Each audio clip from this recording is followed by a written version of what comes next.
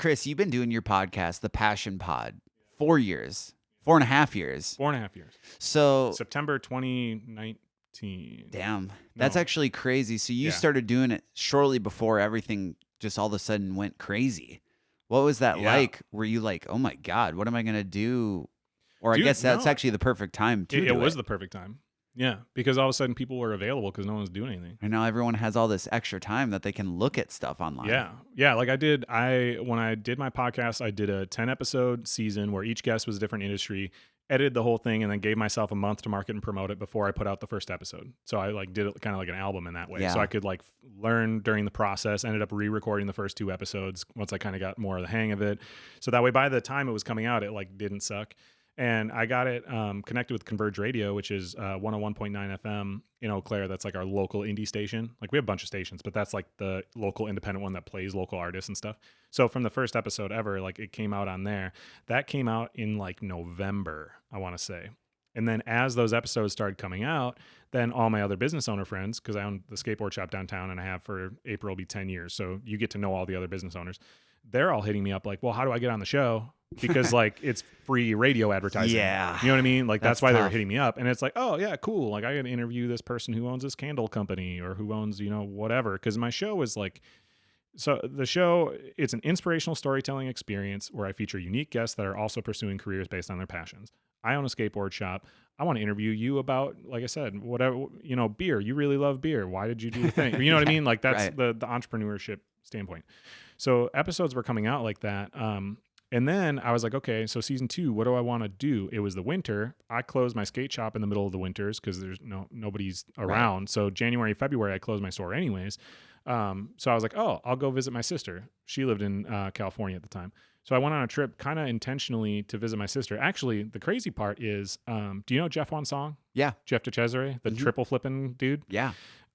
He randomly, this was like beginning of my show, right? Randomly liked a couple photos or something on my account. And this was like less than 1,000 followers. And you're like, holy shit. 4 episodes have came out at this point or something. Yeah. I saw it and I was like, I know that name, And so I click on the account and he's got 100,000 followers and everyone in skateboarding knows him, whether they talk shit or not, they know who he is. And I saw it and I was like, what? I wonder. So I sent him a DM right then. I sent him a DM and I was like, hey, any chance you would do a podcast interview? And he's like, yeah. Like, oh shit. Cool. Yeah, cool. And he goes, where are you based in? And I was like, Wisconsin. He's like, oh, well, we could do it remote. And I was like, no, I'll fly to LA. And he was like, you don't have to. Like, really? So he's like blown away. Yeah, and he's I was like, oh my God. Right. I was like, dude, no, like I've been wanting an excuse to go to California to visit my sister. Like, I'll do that. So I lined up this whole trip. I contacted my connections with Santa Cruz. And so I was like, yo, is anyone from Santa Cruz would be down to do one? Because I could pop out there for a day. Right. So I lined up an interview with Andrew Cannon. Do you know who he is? Yep. He's the brand manager for Santa Cruz, but he was pro for World Industries. And if you watch any content for like the 9 Club or for X Games or all that stuff, he's like one of the main announcer people. And he did a bunch of stuff with Woodward before too. So cool. He's like, yeah, he's just like a rad dude. But I lined up a few interviews, including those 2 in California, and went on a trip to visit my sister, but more so to like record. And people like during that time, neither of them were crazy busy with their schedules where they could make it work. But it was like right after that shutdowns started happening. You know what I mean? In which case, at that point, then I already had done some bigger interviews and I already had been traveling doing interviews. And then I got invited to go out to LA specifically to do interviews with this photographer. Well, not with him, but with people in his network. So I went out there and all these people that otherwise would not have been available were available because they're not doing anything. Like I interviewed Scott Lips, who he owns Lips LA, which is the talent agency that represents like Gucci Mane and like a bunch of like huge people. Like that's Lizzo sweet. is on his agency. Like he's the drummer for Courtney Love's band Hole. Wow. Like he's a rock star, right? He's tapped in. Yeah, he's got very some connections. Yeah, well, so his family owned like a modeling agency. So growing up, he was already involved in it. And this dude's got to be like 50, 60s at this point. Dude, what a wild life to grow up in the entertainment industry, specifically the promotion in the entertainment industry. Dude, yeah. That's insane. And he didn't use his family connections to like get his career. He started from the bottom.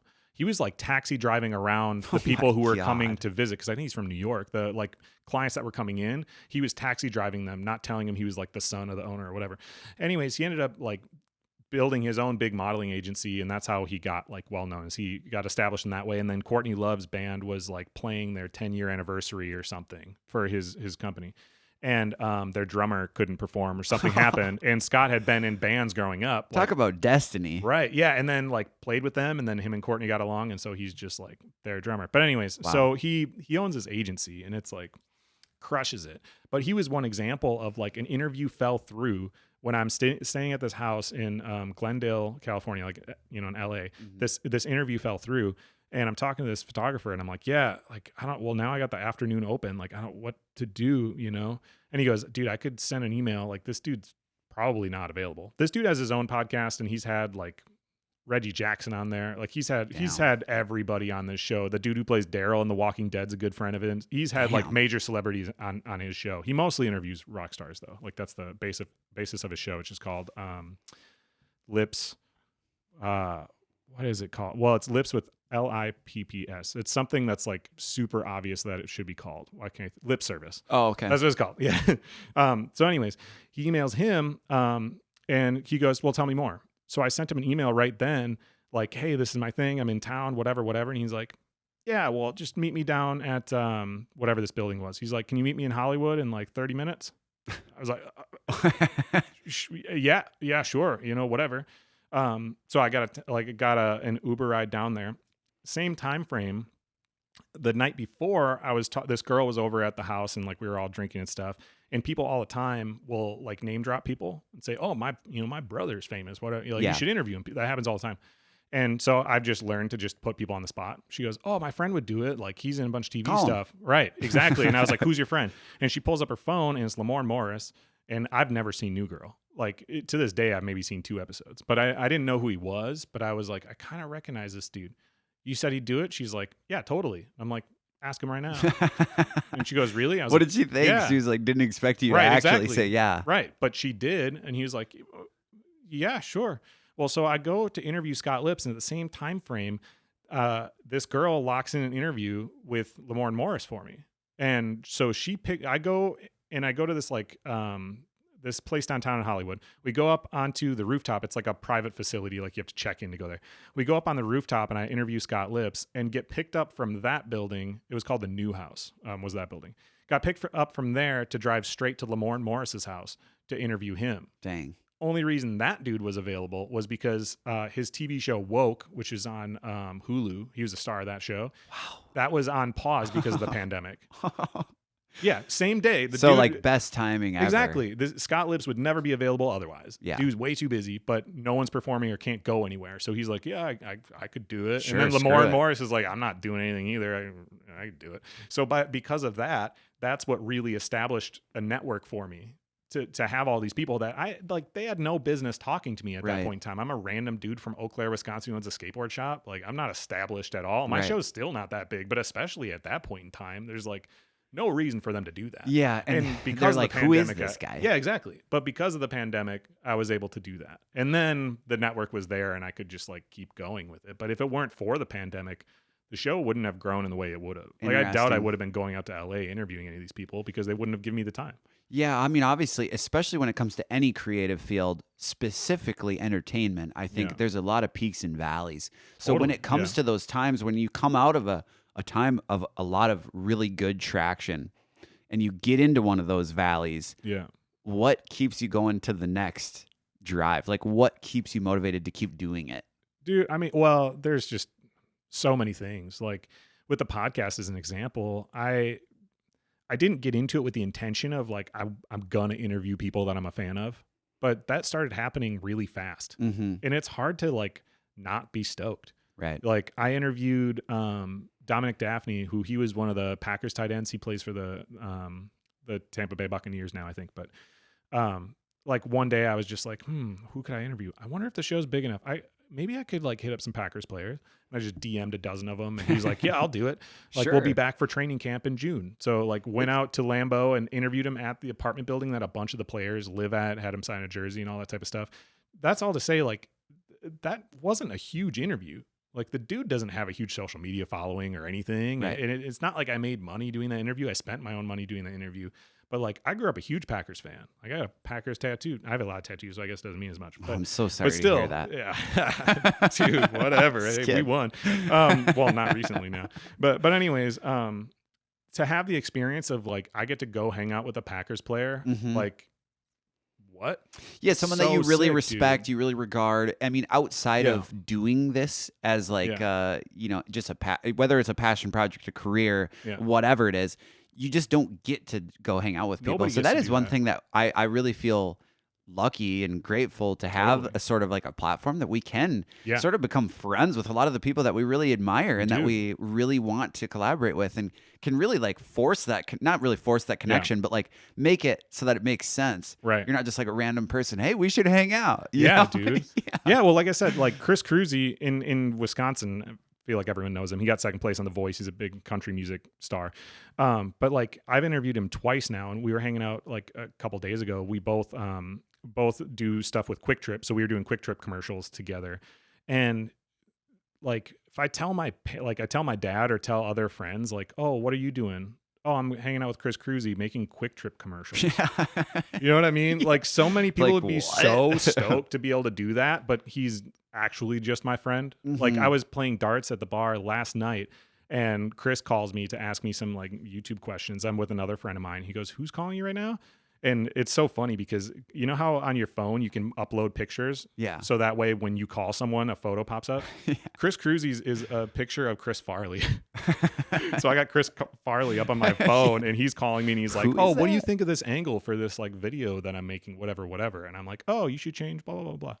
But it's just funny that like there's no reason I would have tried to be friends with this dude, and he definitely wouldn't have been my friend otherwise. Not that he's a bad dude. He's just like, in your adult life, you have to have a reason for it. Right. Like people don't just become friends with random people. Like there's always a friendship or a relationship is based on mutual benefits. Like when it comes down to it, and people can say that it's not, but it is. Either you're both in the same career, so like you learn from each other in that way. Maybe like you both work in the same place, so it's the best way to pass the time. You know, you can both mutually, like vent about your boss, and the other person understands. There's always something that is a connection. Yeah, I mean, even something as simple as like being able to lean on them for emotional support. Like just like, hey, I really like our conversation. So this dude, I love hitting him up every once in a while. I have buddies who, I won't talk to for a year, 2 years, 3 years, but I'll call them and we'll be on the phone for 3 hours. Right, totally. And it'll just be a great conversation. Yeah. And it's like we just talked yesterday. Totally. So it's like there's just some people that you just like talking to. Yeah. So but you have to have a thing that connects you in the first place, right? That's why so many people, when they used to work together, they were so close when they worked together. When they no longer work together, they're not close anymore because all the things that were mutually beneficial of that relationship now are gone. So sometimes people hold on to relationships longer than they need to as well because it no longer makes sense. You don't have similar career paths or ideologies or like there's just not anything that's really bringing you together. But with what we do, we have something such as the show that is an automatic connection now with all these people. Right. And not only that, but like if you think about it, how often do you sit and talk in depth with somebody about your life for an hour, almost maybe never. More than that. Especially a stranger. Like we've never met prior to today. Right, exactly. Other than like an Instagram DM, we've never even heard each other's voices. Yeah, exactly. Other than through a YouTube video or a podcast recording. Right. So, to have this context to someone, if we were to explain this dynamic to someone in like 1990, they'd be like, what the, exactly. Like, that's weird. Well, but for the guest too. Right? Like, I don't know. There's a bunch of them that I've interviewed. So it's hard to like pull somebody's name out of my head at the moment, but John Poveromo, or whatever, there's a million of them that I've interviewed, but even those people, they don't have conversations like that all that often. So once they do, you're like strangely close. 100%. It's like you don't really know each other that well because you just met and literally you've only been talking for a couple hours. But in that couple hours that you've been talking, you've talked very in depth about things they really care about, and you have this mutual respect and understanding and everything. You built this connection with this person that they don't have with hardly anybody else. Even their really like personal friends, because their personal friends don't ask the in-depth parts of their career because they don't care. Right. So you have this like weird, unique connection with these people that a lot of times, not always, I'm not going to say everyone I've interviewed still follows me on Instagram. We talk all the time, but there's a lot of them that I have their cell phone numbers and we definitely talk and have hung out outside of recording after that, just because we built that connection through it. And that's so cool. Yeah, that's a really good point. I mean, even just people that we've had on the podcast here one time that we'll like, you know, if they're musicians, we'll like go to one of their shows. We'll see them posted on Instagram and we'll just show up. We'll just be there. Yeah. We're like, holy shit, didn't think you'd come. And then it's like this rekindling this friendship. And it's like a different dynamic. You know, we've only met one time, but it's like we're homies now. Yeah. It's a weird thing. Yeah. And you don't really get that in any other dynamic of meeting someone. You don't just show maybe at the bar if you're both drunk and you know you have a strong relationship because you're willing to, you know, maybe get vulnerable with someone. But why do you think that really is? Just because you're kind of like forced to explain yourself more, or like why is that? It's the conversation set up for that reason. Like they know they're being interviewed for a reason. And it's not meant to be surface, because otherwise, why are they even doing it? Versus like when you have a conversation with people, it's usually the same things. Oh, what do you do for work? Blah. Oh, where you been to blah? Yeah. I was just traveling to blah. Like, weather. But it's a lot of the very surface things that like they're not even going to remember what the conversation was about because it's the same shit that they've had with everybody else. And but it doesn't matter. Right. But if you're good at doing what you do with the podcast, it's engaging and everything, you're asking them stuff that they actually had to think about, that nobody else really even talks to them about. So that's why you're able to build such a strong connection in such a short period of time. Like I said, it's just a unique dynamic that you don't get from any other thing. Granted, there are people that like when you're just getting started and you're really learning how to interview that, you know, they just have this outline of like, I need to ask about these main key points of your life. And that's kind of it. And it doesn't go anywhere beyond that. Then that connection's not necessarily there because the person's turned off, right? Because it's like, I've been interviewed a bunch of times too. And when somebody just asks you the same things that you've been asked a million other times, you kind of shut your brain off. You're like not even really that engaged. Whatever. Like you're talking, and it's not that you don't respect them or don't care about what they're doing or whatever, but you just go in your same autopilot mode of like, guess I'm summarizing my life the same way I have every other time. But when you talk to somebody that it's not like that and it is engaging, like I said, it's refreshing. And all of a sudden, not only that, but you share vulnerable things with that person where it's like almost awkward not to be friends. You know what I mean? Because it's like, you know, this person so well, they know you so well. Like, if I just pretend that we don't know each other now, it's really weird. No, it's awkward. Yeah, because you definitely know a lot about me. I definitely shared things about myself that I don't talk to everyone about. What a strange dynamic. Yeah, weird. Dude, weird things that podcasting do. Can we have a beer on the show? 100% we can. Cool. I would love it if we did. Yeah, what do you got here? So Hop and Barrel is from Hudson, Wisconsin. My buddy Justin owns it, which is such a dope little story. I interviewed him a long time ago, but he's a family lawyer.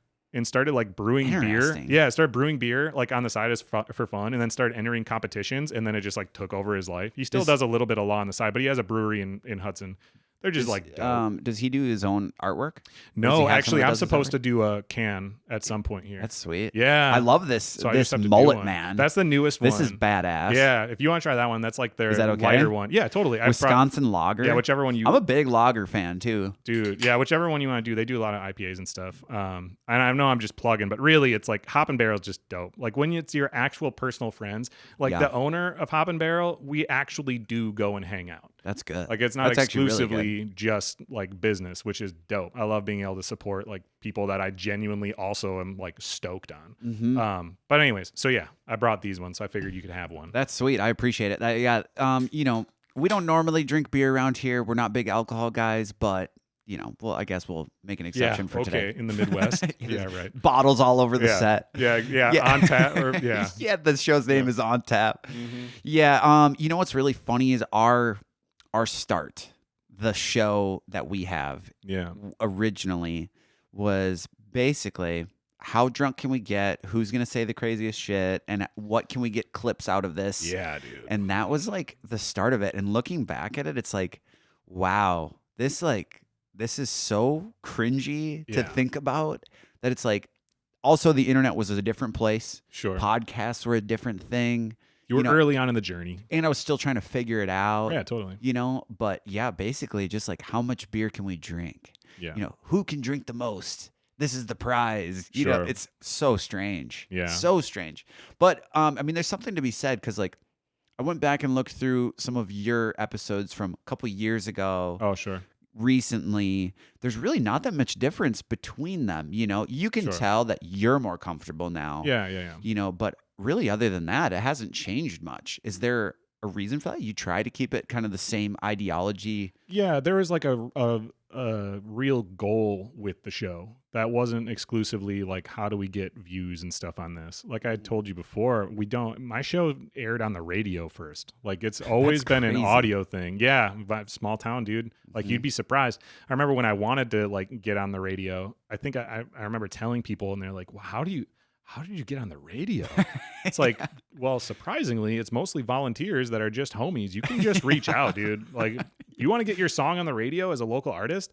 There's probably a local independent station that's small in your town that probably would play it. You just got to actually reach out. You know what I mean? But my whole story, dude, it's like I walked away from corporate sales jobs because it was soul sucking. I hated it. And there's all this existential stuff that happened in my life. My dad had a heart transplant. My parents split up. I had my first child. I had all these things happen that was like, made me think about my life, and if I were to die, like, what's my legacy? And at the time it was like, I was just making money like everybody else was. I was on that fast track of how do I make money to have a comfortable living like everyone does? Like, that's the goal we're really bred to like go towards. So I was making really good money. I was making like $70K a year, and I was 22 or whatever, like at Verizon. Damn. Without a degree, like I was doing really well, but I knew I wanted to do something that I actually cared about. I've been skateboarding my whole life. I wanted to open a shop since I was like 14. It's like every skateboarder's dream. Yeah. I feel like No, I want to have my own shop. Exactly. Yeah. And so, I mean, a lot happened. So I'm like really glossing over a lot, but I decided I wanted to chase that dream of opening a shop. And I found when I opened, which was April 11th, 2014 was when I opened. I found so quickly how little money I needed. It was like, it was very obvious to me that I made a lot of money before that, but all I did was spend it when I wasn't working to try to make myself happy because I was so unhappy. Versus when all of a sudden I had my shop, dude, like I would ride a little cruiser skateboard, like skate to my store from my house with coffee in my hand, listening to music every day. And I realized I didn't even want to spend money anymore. I had nothing I wanted to buy. Yeah, that feeling of like that bliss, that like real happiness. When you experience that, it's like this is maybe more valuable than actually having money. Like I could care less. It's like the fog was lifted. Right. It was like, money's not important. You don't have to have this to really be happy. That was the first time it really clicked to me that money is just a tool. That is it. That's it. Nobody wants money. Anyone who says they want money, you're wrong. You don't want money. You want what you can get with the money. Right. Yeah. You want whatever the money gets you, whether that's like status or whether that's, like I said, it could be power. It could be an item. It could be more vacations, but it's not actually the money itself. That's just a tool. So when you get rid of that idea and you go, okay, well, what is it that I actually want? I don't necessarily need money to get there. There's a lot of ways to do that. It opens up a lot of different worlds. So anyways, but by doing that, that's all of a sudden what my life was about, was like, I built something around something I really cared about. Right. And so anybody else who was doing something like that was inspiring to me. And so the point of the show was I wanted to inspire other people to chase the things that they're passionate about and build a career out of them, which was intentional with why I had the first 10 guests all from different like industries, to show you that like it doesn't really matter what your thing is that you're passionate about. There's a way to make a career out of doing that. And by listening to the show, not only are you going to be inspired to like think about, okay, well, what would I do if money didn't exist? If I didn't have to make any money, how would I choose to spend my time? Okay, cool. Now that I've listened to these other stories, I can pull from these people and go, this really worked for them for what they were doing. I could probably use that lesson for myself, right? And so as the show goes on, I can learn things from all these different people. In that, like, that message and that goal has always been the same. So I've gotten better at doing it. I have better equipment, and I'm able to get, a hold of whoever. And now it's like a big part of my career professionally. I do it. But like the basis of the show remains the same, because I want to have that type of an impact. It's not about getting clicks. And even like YouTube shorts and stuff, like lately I've been doing some dumb little editing things with animations and stuff. The point isn't the shorts, dude. The point is to pull people from that to go to the full interview, listen for an hour, and walk away inspired, going, why am I doing what I'm doing with my life? I didn't even realize I got here. How did I get here? The last 10 years, I've just been doing what I thought I was supposed to be doing, and I didn't stop and think about it. I don't have to do that. I can be whatever I want. The world's open to us. Like, I know, like, we're privileged white males and we have it easier, but even so, like, things are still, like, the tools are still there for just about anybody to do just about anything they want if they're willing to work for it. There's different skill levels that sometimes it requires, for sure. But at the end of the day, we had talked about this off camera, but the only way for you to not get really what you want is to just stop trying. Yeah. No, exactly. At a certain point, you just kind of have to go do it. You kind of have to just make it happen. Right. You know, I'd heard this quote that was like, what do you want to be in 2 years? Just start acting like that now. Yeah, totally. Just start doing that. Yeah. You know, obviously there's going to be some hurdles that you're going to have to overcome. Yeah. But how would that person react to that hurdle? Right. You know? Yeah. Wayne Hoffman told me that, actually. That was the first time I ever heard it. That was the last time I was nervous for an interview, too. Which is a long time ago. That was like episode 40 something or 30 something. I don't remember. But Wayne Hoffman's this illusionist, and he's based in, forget the city, but in Florida somewhere. And he does like big stadium shows and stuff there. He's been on Ellen DeGeneres and like every major TV show. He's like the dude that reads minds. Like, that's crazy. In that world, he's like, you know, he's very established. The name doesn't sound familiar, but I'm sure I've seen him. You have. He's been on like I said, all the TV shows. Okay. He's been on all of them. But he's not like big on social media. Not that it matters. But when I was talking to him, and that's another guy, we've just become friends, which is so like weird. Like last time I was in what Florida, other world would that happen? Right. Last time I was in Florida, I texted him and I was like, yo, I'd love to pop out and like catch up with you. And he's like, yeah, sure. So I drove, I think it's in Estero, like Estero. That's wild. My wife has family in Estero. Really? That's actually crazy. He's the one on the huge billboard outside the stadium. Okay. That says like Heinz Arena or whatever the arena is. It's like a big picture of him. That's crazy. But anyways, I texted him. I was like, yeah, we should catch up because we just got along really well. He's like, yeah, sure. Let's have a beer. So I drove like an hour from my dad's place and met him at this like bar. And it's so funny. When he walked in, he's wearing all white linen, like he's Jesus. And he's got like long hair and like the scruff, like unkept kind of look. And behind him, like as he's walking towards me, behind him is the billboard of him.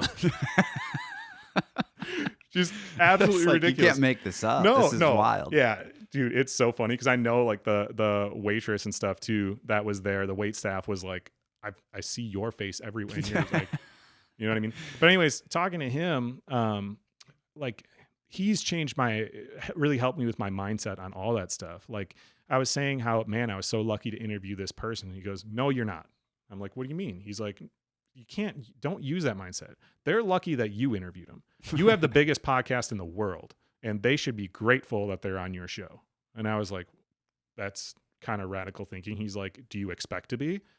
I was like, I mean, that might be pushing it a little bit, but I do expect for the show to be like a really big successful thing. Yeah. Yeah, totally. And he goes, so be that person. Just do that. Right. Be that person now, you know? And he was like, as an example, this one girl who's a model, she really wanted to get further ahead in life and was asking my advice. And for her, he's like, well, let me help you with your press kit. Right. And so for her press kit in it, he put like internationally acclaimed model. And she's like, but I'm not an internationally acclaimed model. He's like, well, you will be. Just put it on there. What's it going to hurt?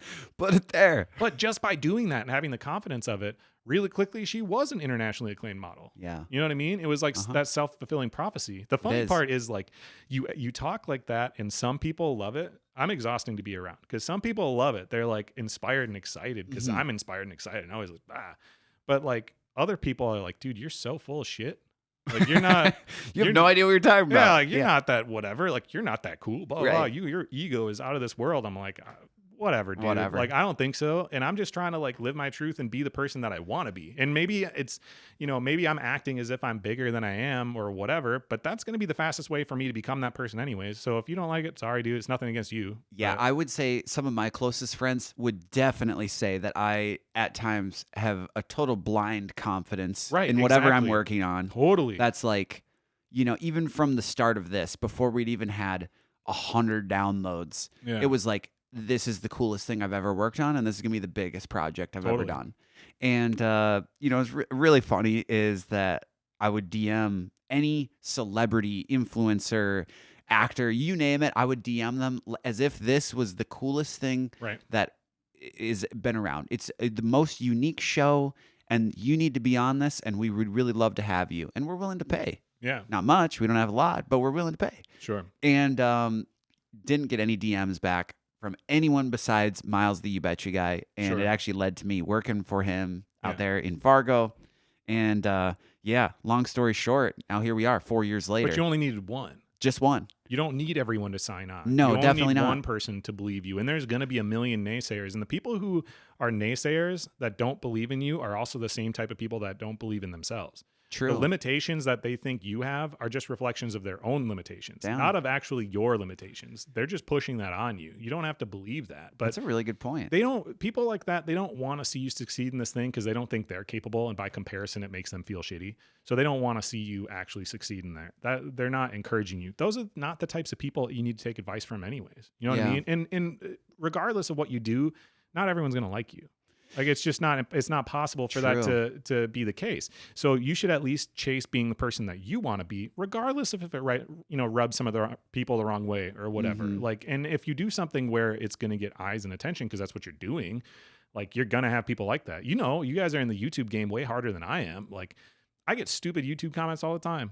Like I had one dude comment the other day on something, and it was like, "Wow, only this many views after this many days. You must really like listening to your own voice because nobody gives a shit." That literally was what he said. That's you crazy. Must love listening to your own voice because nobody gives a shit. People are savage in the comments. And I'm like, well, for one, you would never say that in real life to my face. But two, like, you're right. This random video didn't do well. Like, I also posted quite a few other ones, you know, like kind of playing the game of learning. Views. Yeah, it's like the YouTube Shorts game. Like, yeah, that one had 13 views. This other one has 5,000. So shut up. Like, who are you? Yeah. You know what I mean? You know what was crazy was a big perspective shift for me was, and I wish I remembered, like, I don't remember if it was a podcast or YouTube video, audiobook, whatever, but it was basically something along the lines of like, close your eyes. It almost felt like a guided meditation. It was like, close your eyes and envision yourself in a room with some of the most successful people that you've ever been around in your entire life. And now think to yourself, what is the occupation of these people? Are they plumbers? Are they salespeople? Are they what you are currently? No. What are they? That's what you envision as success. So why can't you just chase that? You know, so it's just like a weird perspective shift. Yeah, and in my head at the time, I listened to this when I was like 17, 18, and I was like, oh my God, you're right.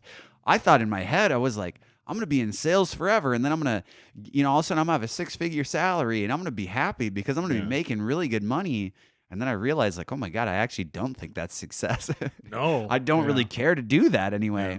So then right after that, I was like, screw it. I don't want to do that. So I just jumped to doing freelance work full time. Yeah. And I was like, man, this is a big perspective shift. So when you say, you know, you don't need money to be happy, I feel like I've fully experienced that for myself, where it's like I've been in a position where I've made what I consider to be a lot of money. Yeah. And then I'm like, this sucks because I'm working all the time. I don't like what I'm doing. Right. I would much rather be broke and happy than sad and rich. Yeah, totally, dude. There's a reason that like celebrities and stuff still commit suicide all the time, man. It's the money isn't what makes people happy. It's all the other things. Like there's so much more to it, but the money's not what makes them happy. But dude, that's one of the things when you asked earlier about like the show being something that you want to continue to do, even if something's not working, right? Like, oh, why is it not getting very many downloads for this thing? Why are these people not responding to me for this thing? Or why can't I get a contract for this and like make any money? I should be making more money. This should be working better. Dude, because every interview that I do, I should say 99%, not every single one, the vast, vast majority. Because sometimes you meet a guest and you just didn't know them beforehand and their persona on the internet's different and you don't click as well as you would like. That's not a common thing, but once in a while where it's just like, oh, well, what are you going to do? But the vast majority of the time, dude, I'm lucky enough to have these. I shouldn't say lucky. I've built it up to be something, but still, some luck happened.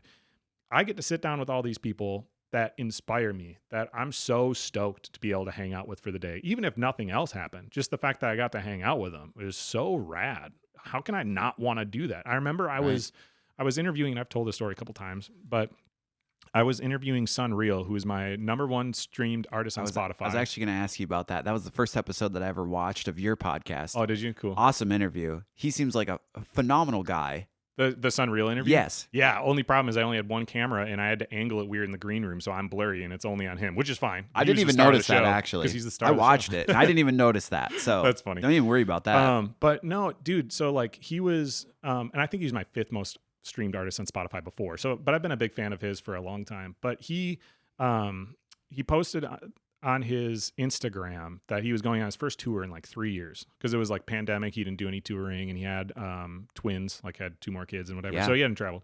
Posted on his Instagram saying he was going to go on tour, and St. Paul was listed. And I was like, wing and a prayer. So I DM'd him, and I'm like, what's the chances you do an interview? I know that you used to skate. Like, I own a skateboard shop, and I've interviewed some pro skateboarders and like do the whole little, pitch. Yeah. And he was like, yeah, dude, sure. You're like, oh my God. Sick. Okay. Yeah. And he's like, here's my manager's email and cell phone number. Hit him up. Like, we'll line it up. It'll be cool. So fast forward a few months or whatever, and he's coming to town. It was at Amsterdam in St. Paul. And we walk in at the same time. It's like 3:30 or something. Walk in at the same time, and it's like, whoa, dude. Like, and he's not like he's crazy famous, but to me, he's like one of my favorite artists of all time.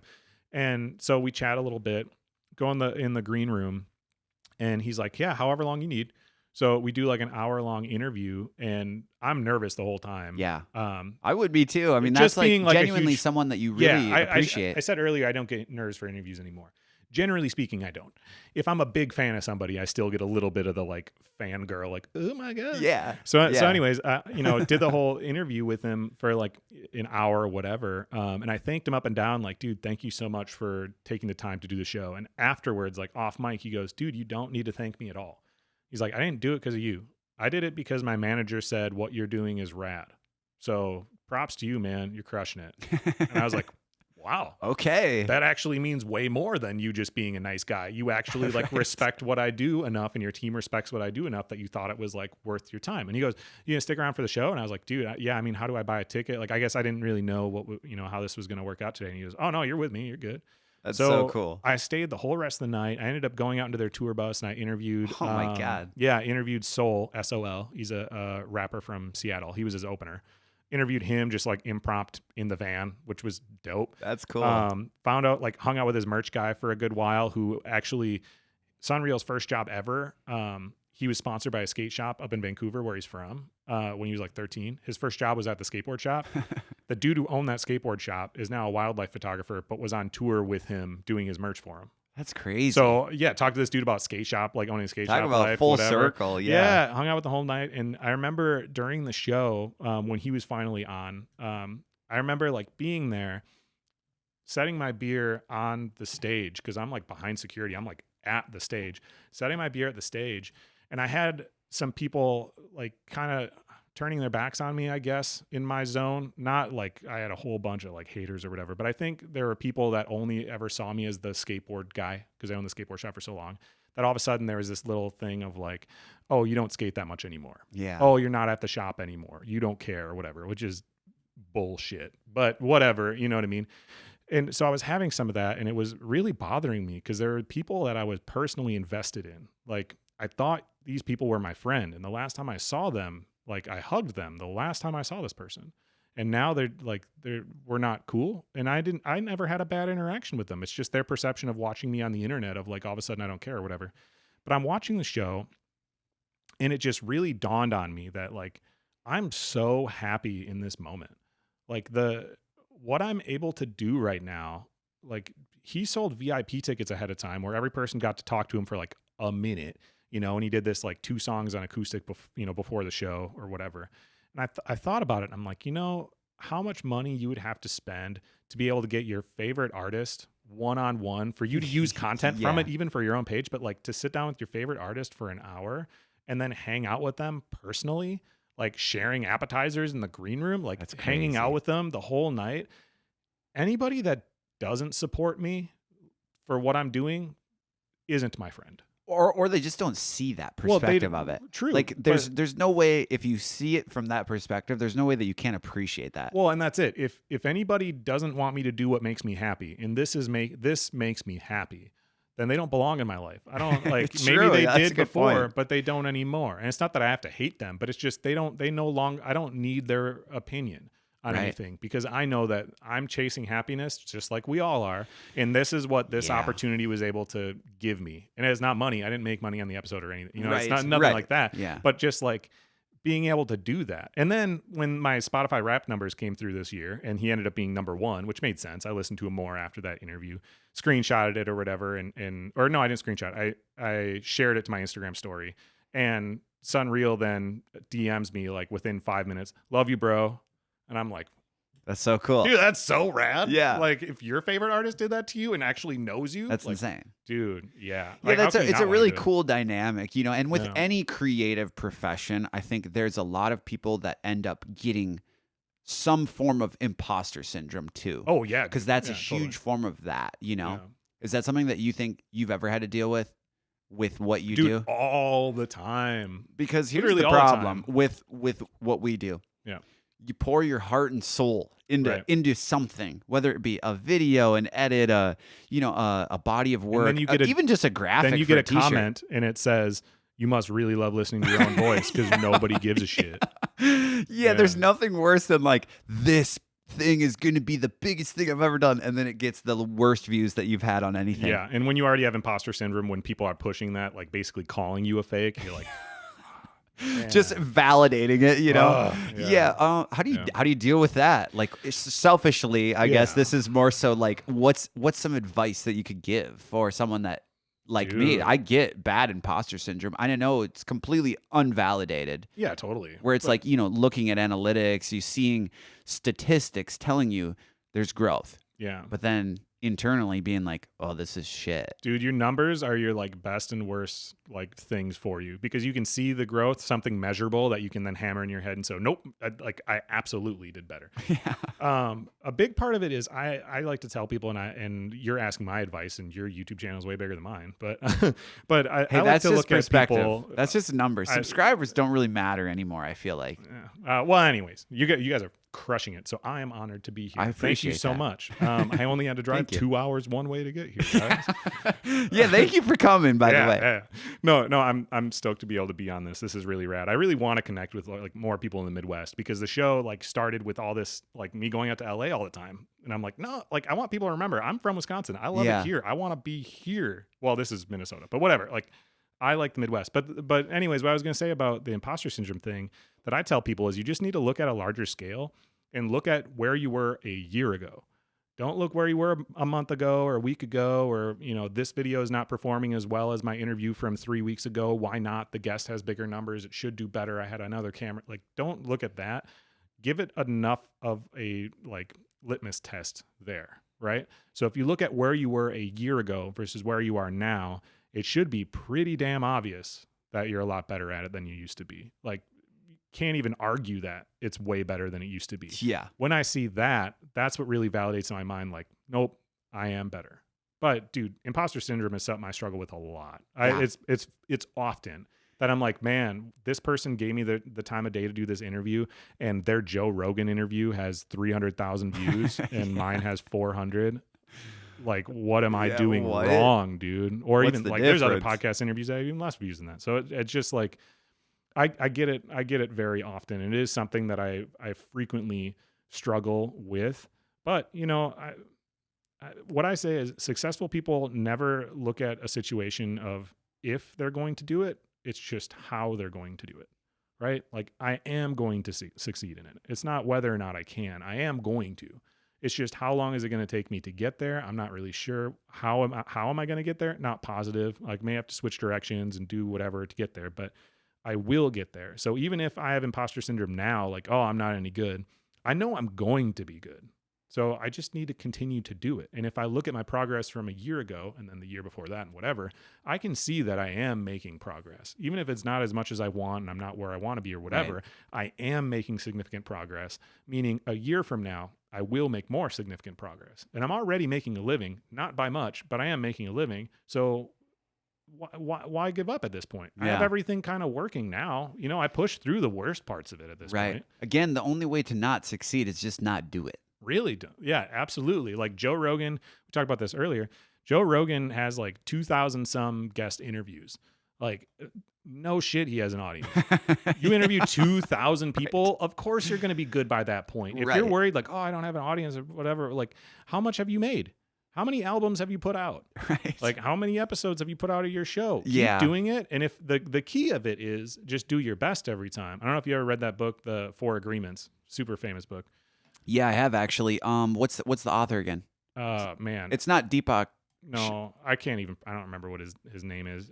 I read the book and I listened to the audio book. The guy's calming, like Indian dialect. Right. So good. Yeah, dude, it's such a good book. But the one part of that anyways was one of the four agreements is to do your best every time. Regardless of the situation, always just do your best. And his goes into depth of like when you're showering, really focus, which, sure.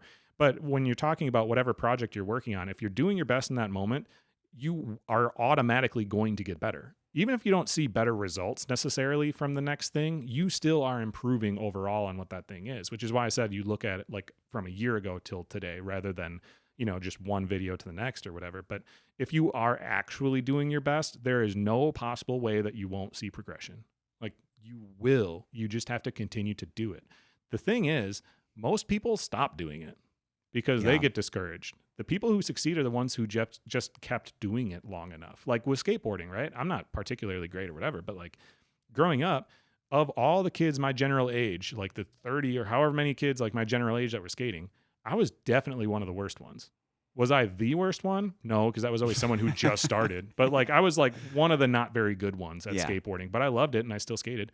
Well, years and years and years went on. Well, yeah, by the time I was in my mid-20s, like for my area, I was pretty good. Yeah, only because I did it for so long. And also, everyone, eventually has kids, gets a job that doesn't allow them to be able to go out at the same time. Totally, and just stops doing it. Well, there's whatever. a million things that come up. Yeah. And then, like you said, you're just one of the ones that just kept doing it, and you just have that time, those repetitions under your belt, right? And then by default, you're better. Yeah. So that makes complete sense. Yeah, I never really thought about it from that perspective. Yeah, that's a good point. Whatever thing it is that you're doing, you just got to keep doing it. And that's where it's like so important to do something that you really love. Because if you're just doing it because you think you're going to be successful doing it, you're not. And it's because the people who are going to be successful doing it are people that really love doing it. Mm-hmm. Because you're going to hit these walls where you're like, why is this not paying off? This hard work's not paying off. Don't do it unless you actually really enjoy doing it, because you're not going to be able to push past that. Right? The people that succeed are ones that, like, even if they're not getting the results they want, they like doing it anyways. So they're going to keep doing it regardless. Yeah. Like with the show, I definitely don't make a lot of money doing the show. Like, but I make something, and it slowly has gotten to be more of a living. And I still only make money because it's between, I own a physical business like the skateboard shop, then I have my show, and then I also paint murals. So between all of those things, I'm able to make definitely a modest living, but I'm able to make a living doing that. But it's because all of those things I would have kept doing anyways if I didn't make money. Like I said, the question that I mentioned earlier is like, this is what I ask people is, if money didn't matter, how would you spend your time? What would you do with your life if money was unimportant? Some people say, oh, I travel the world and do this, that, whatever. Like, probably not, maybe for a brief amount of time. But really, for the next 40 years, what would you spend your time doing? Because you could do anything you want. You can find something that, yes, you have to change that a bit for it to like make into a career. But if you can identify whatever that thing is, you're going to be okay with not making very, very much money doing it. You're going to be happy doing it the 5 to 9, right? I heard Fuller Mo, this graphic designer I interviewed a while ago. He's a homie of mine. He does the stadium like t-shirts for Gucci Mane and a bunch of these people. He's in Minneapolis. He's epic. That's awesome. I'll show you him. He's incredible. But he posted something or said something recently that was like, your 5 to 9 is what's going to get you away from the 9 to 5 or something like that. Mm-hmm. And it really was like, how would you be spending this time of yours when you're not working? What would you be doing that you enjoy doing? Do that and do that and do that. And if you really love it and you keep doing it longer than everybody else is doing it, you will make money doing it. It's just a matter of time. Just don't be in such a rush. Don't say, well, I only have 6 months. Like I need to be able to make a living off YouTube in a year. Yeah. Okay. Well, so many people are doing it. That's not going to happen. You're really putting a limit on yourself. And when it comes to something, especially that has the ability to have creative interpretation on it, I feel like limits like that will hurt most people. It definitely doesn't hurt everyone, because there is people that can put that limit on themselves. It's good to have goals. And succeed under that kind of pressure. But I would say there's a lot of people I know that once they put a time limit on it, that immediately sets them up for failure. Yeah. Where it's like, okay, I didn't make it in 6 months, so now I'm done. Well, and you got to think, like, if you're trying to do something for a living that other people do for free as a hobby, yeah, you need to get better than all of those people. Like, it's going to take a long time to do that, man. Otherwise, everyone would be doing it, man. Like, so many people like making music. To make a career out of music takes a lot more than that. Yeah, talk about a saturated industry there. Talk about podcasting. That's even worse, dude. That's a good point. Dude, there's so many podcasts. Do you think podcasting is more saturated or trying to become a rapper is more saturated? Dude, Minneapolis? I don't even know. I feel like probably trying to become a rapper is more saturated because I feel like the barrier to entry and the longevity is easier to maintain. Dude, maybe. Is that out of pocket to say? I feel like that's a close one though. You know, because so many people, man, like especially for the longest time when I would, you know, people would ask you, again, those surface questions like, oh, what do you do? And I tell them, oh yeah, I have a podcast. They're like, oh cool, my brother has a podcast. It's like, yeah, I get it. And like, that's cool. And I'm not saying every other podcast sucks because it doesn't. My podcast sucks, but some people like it, so that's cool. Yeah. You know, but like, you tell people that and everybody already like has this idea of what a podcast looks like because they know someone who has a podcast and it's them drinking with their friends and like everyone would love to hear the conversations between me and my friends. We have the best ones when we're high. It's like, no, you Come don't. on. Like no one actually cares. Yeah. It's like, cause if people, No, yeah. I 1,000% get it. Oversaturated. Specifically speaking from experience, I get it. Yeah, dude. Yeah, way oversaturated. But that's the thing. Like I said, to be able to get to a point where you can make any kind of money doing a podcast, you're not doing it for the money because you could have done anything else and made that money easier. Yeah. You know, you're doing it because you really like doing it. But by the time you get to a point where you're establishing yourself and you're making a living, it's because you've gotten relatively good at it. Again, it's all relative, but relatively good at it because you've been doing it for a really long time. Like you just have to keep doing it for a really long time. I still do interviews where I listen to them and I'm like, wow, dude, I sucked in that one. You know, like from my own perspective, I'm like, I obviously didn't know where I was going with that monologue in that moment. Like I look stupid, or I like, why is my camera set up that way? So I'm way too close to the screen because I like definitely didn't frame myself right in the camera. Like that's so funny because you're one of the only people that are going to notice that, you know, when it comes down to it, because it's your own thing. Creatives, I think, are some of the most self-critical people when it comes to that kind of stuff, when it comes to the actual body of work. Yeah.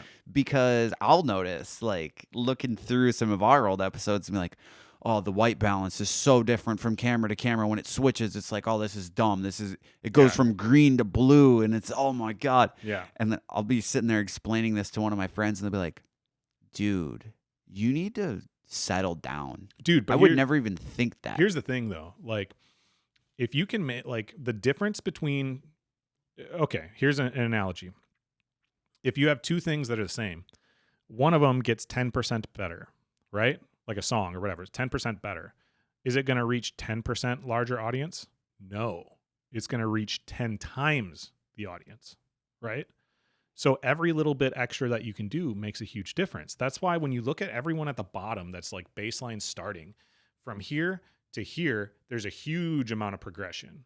And there's way less people that are going to be there. But the difference between, like, as you like go up the levels, there's less and less people. The difference between here and here is hardly anything at all because everyone's already kind of fine-tuned. So you think it doesn't matter, but it does matter. Right. The people who are watching it don't realize that it matters, but it does matter. Yeah, and that's the thing too. The people that don't understand when it comes to just like camera quality, audio quality, whatever, you know, people don't see it as all these individual things that break it down and make it a good video. They just see good video, bad video. Yeah. Well, can't really understand why. No, but and not only that, but even just like the descriptions in your videos and stuff. Like all of that stuff actually plays a huge factor. If you can make, and I'm not saying like you should spend hours and hours and hours and hours on one random little thing, maybe the first time so you know how it works so you can do it faster in the future, but like all of those little things matter, especially when you're in an oversaturated market where everyone's working really hard. Like what? Do you think you're just the genius that nobody else can ever catch up to and you're just whatever you make is going to be gold? It's not. There's other people working just as hard or harder than you. So how are you going to keep up? You need to, like I said before about like doing your best, you need to do everything in your power to make whatever this thing is the best you possibly can. And I'm not saying like hoard it for a year and a half before putting it out until it's perfect. Not saying that at all, but I am saying in the moment, continue to do the best that you possibly can. So yes, you may think like, oh, it's silly that like the white balance is different from this video to this video. It does matter. The people who are watching it maybe don't even like fully realize why they think this doesn't look as good as this other show they watch. They don't know. Yeah. But it doesn't look as good. But if it does look better, all of a sudden it will retain more people. So you just don't beat yourself up over it. Right. Learn from it. But like those things do absolutely matter. Yeah, I'm also the type of guy, like I got that gene, like my brain won't shut off. Dude, I'm gonna always worry about something, or I'm gonna always think about something. Yeah, but that's what keeps you improving. That's a good point. Yeah, because you're constantly noticing things that you could have been doing better. Yeah. Like I mean, I've been in the same boat of like the thing that I've been trying to hammer in my head is to be kind to myself. Of like, especially when you do a podcast and this, like there's certain amounts of editing you can do or whatever, but really for the most part, you're sitting down with someone you don't know that well, and in one take creating this. Right. And it's not like you record a 5-hour podcast and cut it down to 20 minutes of the best gems. Right. You don't cut out very much, no. Like a tiny bit, but not much. I don't cut out a whole lot either. Like how this is doing public speaking kind of as improv. Yeah, that's a good point. It's not a speech that like you worked out a million times. It's not like a stand-up comedy set where you've perfected all these jokes. You know exactly where you're going to go. Everything's off the top of your head. You're doing the best that you possibly can in that moment. So accept that was the best you can do in that moment and you're happy with what you did. Now you can look at how can I be better for the next one, but like don't beat yourself up over mistakes. Yeah. They already happened. They're already done. Like you cared about this thing. It's not like you tried to make that mistake happen. Like you definitely didn't want that to happen, but don't beat yourself up over it. Everyone's always making mistakes all the time. That's just another opportunity for you to learn from it. Hopefully it's not a huge mistake. You know, like the biggest mistakes typically happen at the beginning. Because you're learning a lot of things, right? Like if you're going to lose an episode, that probably would have been a while ago. Yeah. Like, oh, I didn't turn my camera on. Like what? Like that's not going to happen now, right? Because you had moments in the past that had happened. Dude, it happened. Everyone I know that podcast, everybody has had that happen. No memory card in the camera. Everyone, dude. Didn't bring my battery. There's so many Your things computer that didn't have enough space on it to save. That happened to me one time. Yeah, dude. Like, what a sickening feeling, Yep. It's just like that one variable that you should have known about. Yeah. Well, and then you learn how to avoid all those things. Yeah. And like I said, like when you're looking at the white balance or whatever else, the takeaway from that is once you realize what that was, it's an easy fix. Now you know how to make that not happen in the future. So it's a good thing it happened because otherwise you would have never noticed and it would have kept happening. Mm-hmm. The only way to get better is to see your mistakes, to see the flaws in what you're doing. And not look at it as like, oh, I suck because I blew it on this thing. Look at it as what I'm doing, I'm already good at it. This is a way I can be better at it. Yeah, okay. Switching the mindset, I think, changes a lot. It's all perspective. Totally. It's all perspective, 1,000%. Yeah. Interesting. Damn. I didn't realize that I would come out of this episode today feeling a sense of inspiration. Well, I'm glad it's inspiring and not exhausting. That. Like I said, it's one or the other with a lot of people with me. Yeah, that's a good point. Have you ever taken one of those corporate-y like color personality tests? No, but you know what I'm talking about? Yellow. I'm a red. Like yellow, red, blue, green. Okay, so I just recently took one of those. Oh, cool. So it's funny that you say that because there's definitely some personality traits that it gets very specific on, and I don't remember what the name of this one was. I know there's a billion of them out there. Yeah, sure. Most of them, I'm going to say 99% of them, very corporate-y, very like, this is why our work culture is the best kind of thing. Yeah. This one that I took, I'll have to look it up. I'll when we're done with this, I'll look it up. But there's very specific traits that sort of just like help you understand the way that you work and the people that you work really well with and why. Sure. And I think, I don't know where I was really going with that. Self-awareness is huge, dude. Like 100%. The one, it's okay to have flaws. We all have flaws, but being aware of the flaws is like the biggest part of it. Cause then you can work on those things or you can just accept those parts of you or whatever. But like, it's just, you need to have the self-awareness. So if you can build that up for yourself, then you'll be able to improve and like have a better perspective on everything. Because otherwise you're sitting there going, why do I suck at this thing? It's like, you got to understand. It's a weird game. It's like you got to be able to humble yourself, but you also got to be able to pick yourself up. And those come from two opposite parts of your brain. Yeah. But with the self-awareness thing too, like you can't take that outside. Like talk about being humble. Like being humble is what gets in so many people's way. Like, it really does, because nobody wants to come across as an egotistical prick. Like, I totally understand that. But I was talking to this music artist the other day, Shrimp Nose. Have you heard of Shrimp Nose? Yeah, what a name, right? No. Shrimp Nose. He makes like lo-fi, like chill hop and stuff. And he actually is on a nationwide tour right now. He's from Minnesota, which is why I asked you if you knew him. He's from Minnesota, but he's been living in LA for quite a while. Anyways, we were talking about how like he doesn't do interviews. He's like, yeah, it's, feels weird to like talk about myself. Basically like saying like the whole modesty thing. And what I was saying is like, the whole saying of there's a fine line between cockiness and confidence is bullshit. That is not true. It is not true. There is not a fine line at all. There's you think it's the same thing, or it's way different? Huge spectrum. Okay. Because where I think that line is not where you think that line is, which is not where my girlfriend thinks that line is, which is not where her boss thinks that line is. It's all subjective. Right? There's either end of the spectrum, right? And you're not in the middle. You're somewhere over here. So the problem is, if you want to be so modest that you're just confident, that you don't reach cockiness, wherever that line is, there's still going to be everybody on like past that part of the spectrum is going to think you're cocky. So then what are you going to do? You're going to keep dialing it back and dialing it back and dialing it back until you're a shell of a person. Until literally nobody thinks you're cocky. Guess what? You'll be nobody at that point. That's a good point. You gotta be like, you have to put yourself where you feel good about how confident you are.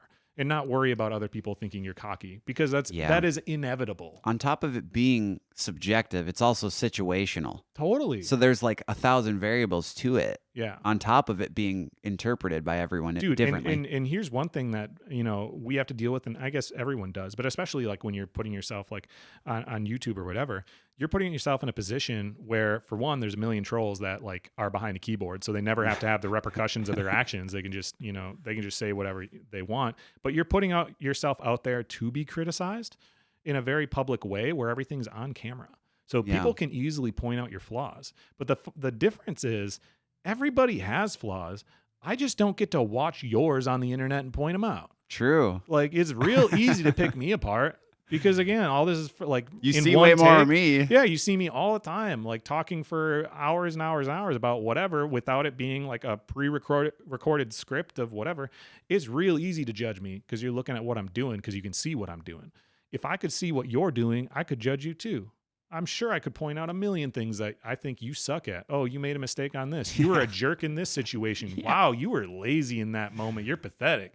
Like, if I could see the full picture of your life, I'm sure I could point out moments that are like that. Yeah. But I'm not focused on what you're doing. I don't care. Right. Like, not about any of that. I want to see you succeed. So I'm not even looking at that. So you can't let the people, like, all these outside feelings of you going like, oh, I don't want to come across cocky in this moment. Like, dude, let it go. It's about what you feel comfortable with. You're not gonna please other people, and they don't think about you as much as you think they think about you. Like, you're always sitting there going like, oh, what are people going to think if I go in this direction or whatever? The only time they're going to think about that is when it's in front of their face for that 5 seconds, and they're going to totally forget.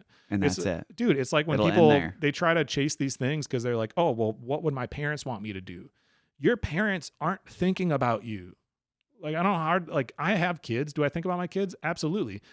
Not 99% of the time. Yeah. I am really, when they're in front of me or something specific I'm talking about or thinking about, but I'm going about my day in the same way your parents are going about their day. The vast majority of the time, you're not what they're thinking about. So stop worrying about it. You're worrying about what they think for way longer than them even thinking about it. Yeah, I would say a lot of like my fear for creating some content, usually when it comes to like just a funny video, I think of like, if I saw this video, I think it would be funny, but I don't want to make it because I'm afraid of like what maybe some people in the community would say. But then I think to myself, these people don't even ever see anything that I ever post. So why is my only fear to not do this rooted in something that doesn't even exist? Right. That makes no sense. Well, and if you're trying to make something that everyone likes, nobody will like it. Right. Because it's not like specific enough. It's not in a lane enough. It's not genuine. Yeah. You're just making the most bland thing ever. You know, like you asked me before the show, like, oh, is there anything you want to avoid?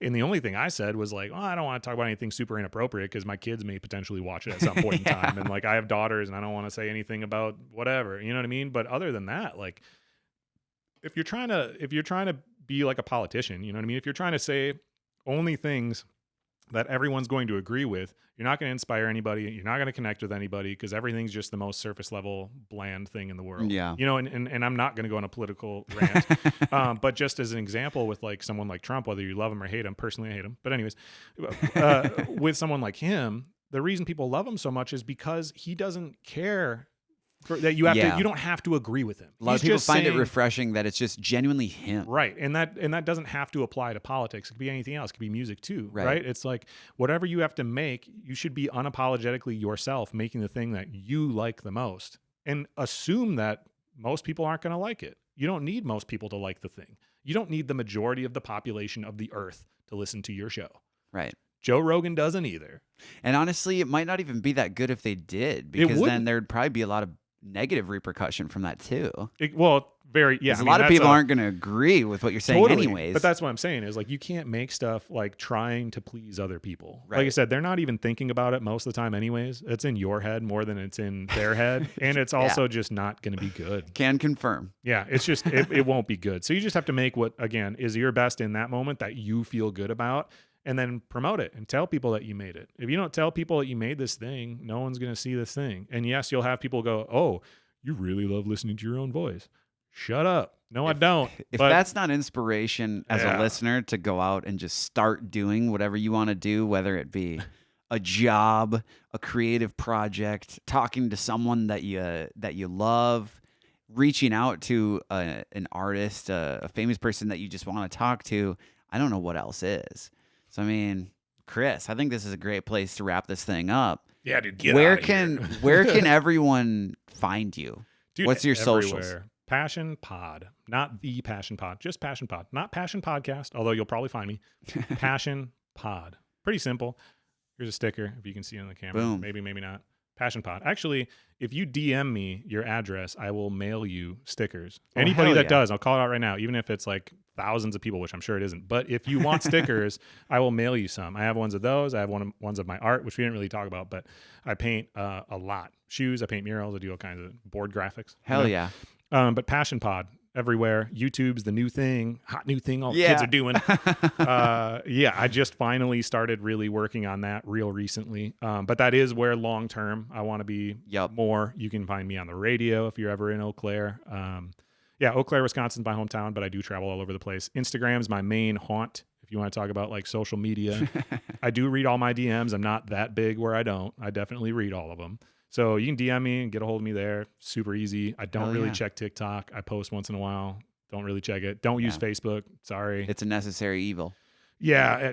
There's only so much time. You know, if I had unlimited time, I could look at all these things I could be doing better. But I have to manage my time and say, where can I put it? I need to put it into 2 hours of driving out to middle of nowhere, Minnesota today. And then 2 hours back. Exactly. Thanks again for making the trip out here. I really appreciate it. Yeah. And honestly, I don't think it's crazy to say that we'd love to have you on again. And, we'll figure out an excuse to get you back out here in the middle of nowhere. Yeah, dude. Yeah, no, I'm definitely down. This was a really good time. It's nice to connect with other, like I said, with other creatives. And I'm sure people will see a lot more stuff between the two of us in the future, even if they don't know it's between the two of us, right. Whether it's like a guest that you interviewed that's driving through my area or vice versa, or we're doing a commercial for this thing. Like, we are each other's people. We'll be doing cool shit. Yeah, definitely. Hell yeah. Well, thanks again, man. Yeah, absolutely. Thanks for having me.